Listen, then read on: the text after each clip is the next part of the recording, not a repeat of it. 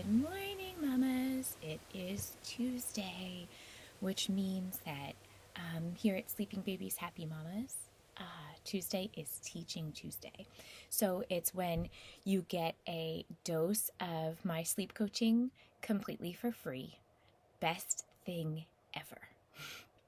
So today we're going to talk a little bit about something that comes up quite often with questions for me on Facebook or people who just shoot me a text that have been old clients, just wondering how sleep coaching looks different from a newborn or even an infant up to 12 months.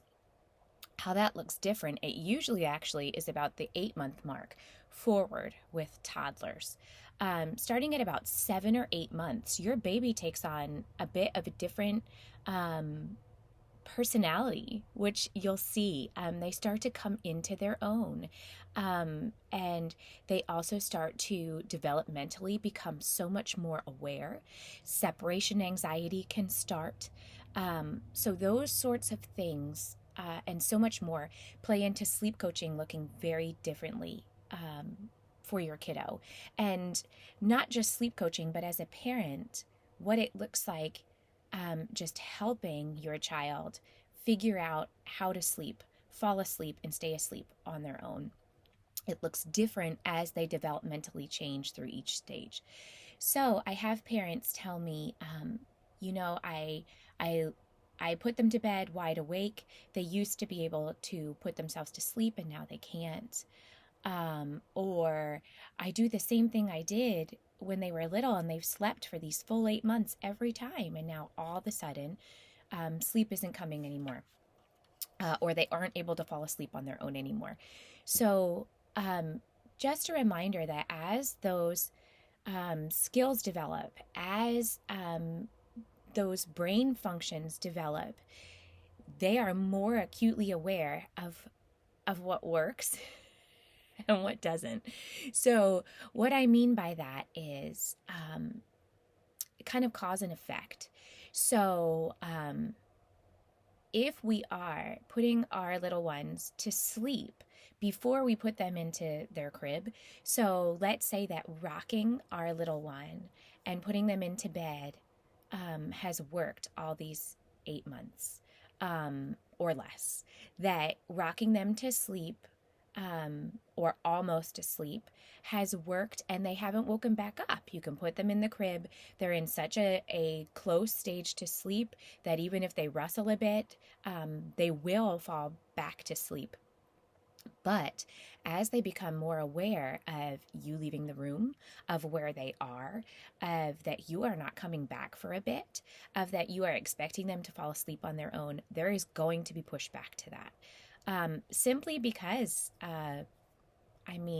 they want to be with mama. That's so much more fun. And being held and warm, it's much easier to go asleep that route than it is to fall asleep on their own in the crib. So, the same tactics do not work anymore. And what do you do then? You are going to have to, at every developmental phase, at every new growth phase, you are most likely going to need to mini sleep coach a bit every time. So when they hit a new phase of what used to work is no longer working, you have to, we can work together on finding a way to meet the new needs that arise. So let me give you an example that is so common. Baby learns to stand in their crib.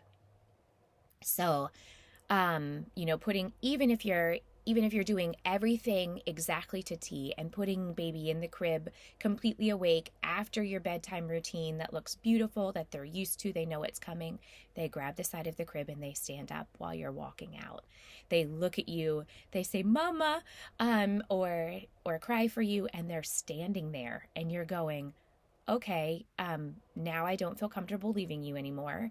Or, now you're so aware that I'm leaving, that hurts my heart. Things of that nature. So now we have to have a new tactic, right? Because baby's standing in the crib.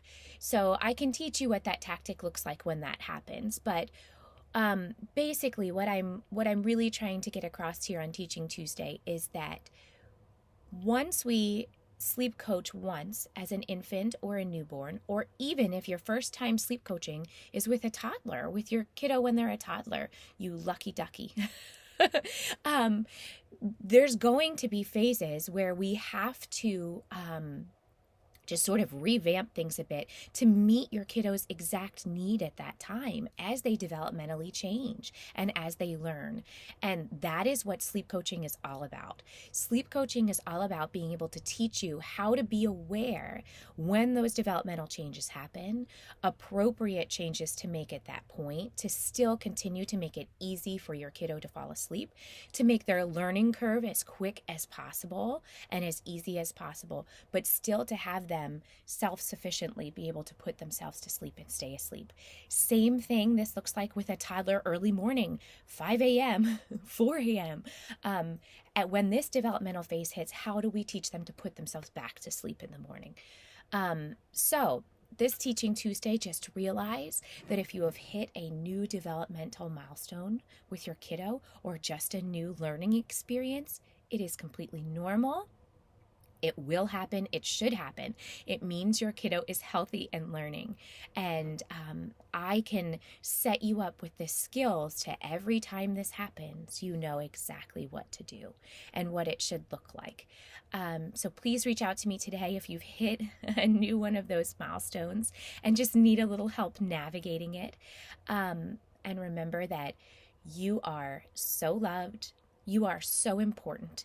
You are such a necessary and huge part of your family, and you are your child's world. So I'm sending you hugs and high fives, and just a reminder that I'm here.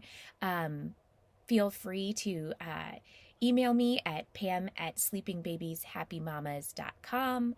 You can chat with me on my website, which is sleepingbabieshappymamas.com. You can reach out to me through my Facebook page, which is Sleeping Babies Happy Mamas. And if you'd love to join my Facebook group, which is a bunch of mamas who've been through things like this, who have kiddos who have possibly used me as their sleep coach, feel free to reach out on there as well for support from other moms. And that Facebook group is the Sleeping Babies Happy Mamas community. So feel free to reach out to me any one of those ways or engage in community in any one of those ways. What you're going through is completely normal. So many other kids are going through it, and I can successfully help you navigate these waters.